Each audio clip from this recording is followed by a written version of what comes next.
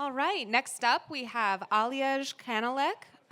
He is the social and community guru at Ambire Wallet, and he's going to be talking about how to improve user experience for users. Ambire Wallet is built on smart contracts that were deployed back in 2019, so it's been a little bit of time. Great to hear from you, Aljaž. Welcome.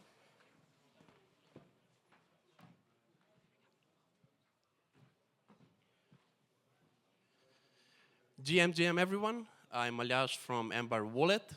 Today we'll talk about EIP-7702 and how we can use it to improve Ethereum UX. We know there are two types of accounts on Ethereum. We have EOAs and Smart Accounts. Now 7702 enables an EOA to be upgraded into a smarter EOA and get some of the Smart Account functionalities, like transaction batching, gas abstraction, account recovery, session keys, and all the cool stuff that only Smart Accounts had until now. It's super important to note that this EIP does not convert an EOA into a Smart Account.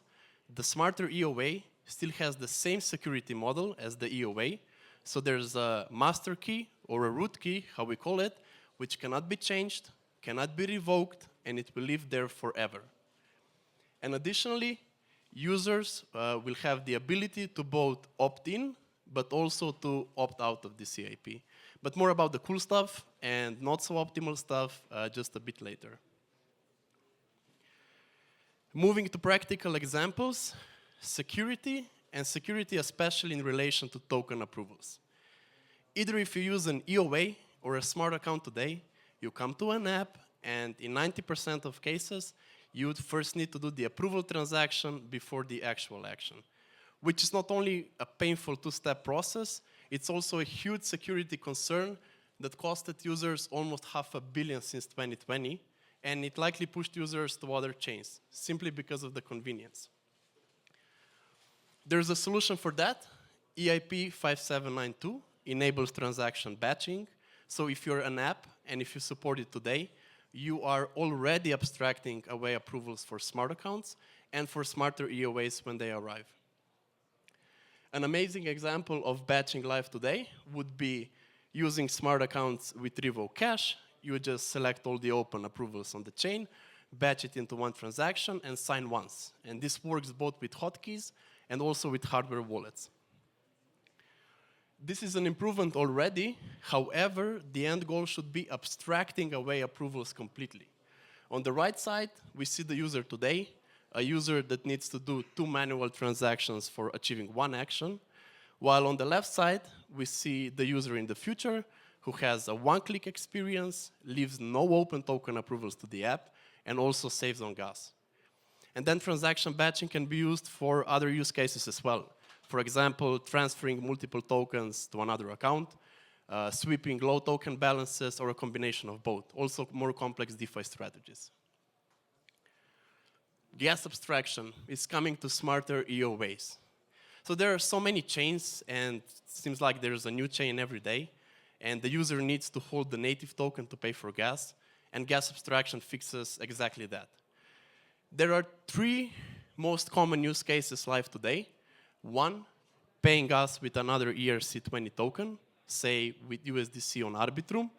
2, sponsoring gas, where either the app or the wallet or somebody else pays gas on the behalf of the user, amazing for onboarding. And 3, cross-chain gas payment solutions. If you use, for example, Rabby Wallet today, you know that they have a concept of a gas account, or if you use Ambire's gas tank, you can deposit, say, 10 USDC into the gas tank on one chain, and then pay gas across all supported chains by the gas tank. It's not only amazing for convenience, it's also amazing for privacy. Why? Usually, when we create a new account, we fund it from our existing accounts to top up for gas, or even worse, we go to a centralized exchange and we deposit tokens for the gas, which doxes the account. There's a little bump on the road. Quite many apps check if the account has native before building the transaction, which breaks the whole gas abstraction point. So if you're an app, you can consider looking into how to enable perfect UX for all types of accounts and for gas abstraction. Account recovery. It's super important to note that even if the account opts in for a recovery mechanism, there's still the master key which controls the account. And each wallet will likely opt in for its own recovery mechanism, and it's quite safe to say that this will be an additional opt-in feature. So user will need an additional step to enable account recovery. At least that's what we plan to do at Ambire. And in general, what account recovery means, it's simply accessing your accounts or recovering your account funds in an alternative way. For example, Safe Account today on web has a concept of trusted recoverers, or if you use Argent on mobile, you know they have a concept of guardians. What's not so great about 7702? Users will need to opt in on almost each network separately, which is in a way also a feature. If you'd like to, for example, test 7702 on Arbitrum first before going to mainnet, and users won't be able to use smarter EOA implementation on the same network in two wallets at the same time. However, they will still be able to use the same account in both wallets in the EOA mode, which is great. And with 7702, user opts in for smart contract risk. Needless to say, safety first, but we also have to be sure that we communicate exactly what the user is opting in. Okay, Ethereum account, big picture. 7702 can be viewed as a transitory mechanism to smart accounts. It's amazing because it brings smart account features on existing accounts. So these are EOAs that we've been using them since forever. And people love EOAs. Smart accounts have been live for like 3-4 years, 4337 for a year and a half, and everybody expected the big migration to happen, which did not happen. It partly happened. Why? One, we've been using EOAs since day one. People are fully aware of the security model behind them. So keep your private key, seed phrase, hardware wallet safe, and you're good to go. EOAs are super easily portable from one wallet to another, which is not the case for smart accounts, which leads us to the second point. Migration from an EOA to a smart account is much more painful than from EOA to an EOA. Most users expect to simply import the private key or the seed phrase into a smart contract wallet, which is not how it works.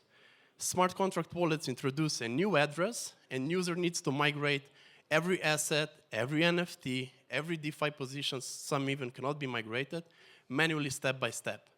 And OGs in this space still do test transactions, which tells a lot. And there's like address poisoning attack and all other kind of attack vectors. So migration is stressful. Third point, airdrops and whitelists. Everybody loves them. And migrating to a smart contract address, it introduces a new account and breaks the user's whole on-chain history. And nobody wants to miss an airdrop. And fourth, adoption for smart accounts on the app side has not been great. Limited support for contract signatures, limited support for gas abstraction, almost no support for transaction batching, and there's some sort of a chicken and the egg problem. So 7702 is amazing because it brings smart account features on the existing EOAs. And sharing a little cook from the Ambire kitchen. Ambire is a hybrid account abstraction wallet. It supports both EOAs and smart accounts today, and smarter EOAs on day one with Pectra. When you start using the wallet, you can expect the same import flow as you would say in MetaMask. You connect a hardware wallet, you get presented with an index of accounts, so you see your existing EOAs, empty EOAs, but also smart accounts. Ambire derives smart accounts on seeds and on hardware wallets. It picks a completely empty EOA as a signer, and users can have only one key on all networks. In the future, there will be support for key rotation, through multisig, which smarter EOA can never be, and for account recovery and all the other features, but step by step.